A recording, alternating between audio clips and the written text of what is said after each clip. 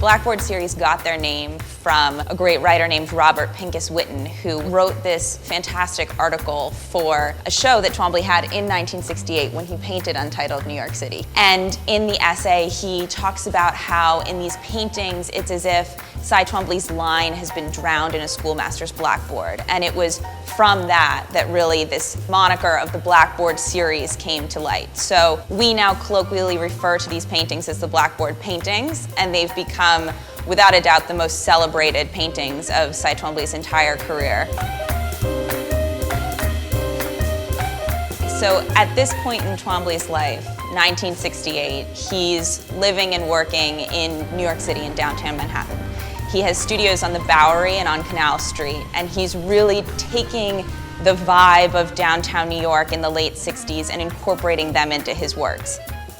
He's moving away from what are known as his Baroque paintings of the early 1960s and moving into this slate gray background and really reduced color palette. He's taking inspiration both from the abstract expressionists who came before him. Here you see the sort of emotive, all-over, action-based compositions of Jackson Pollock, really married with this sort of rote repetition and mechanistic process that came along with the pop generation, Andy Warhol and Roy Lichtenstein.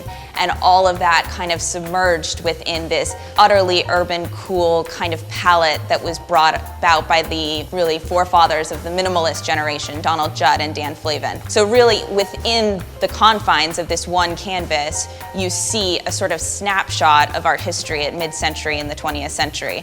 And it's Cy Twombly taking these influences and making them into something that is entirely his own, and an aesthetic that really is unparalleled and has not been matched ever since.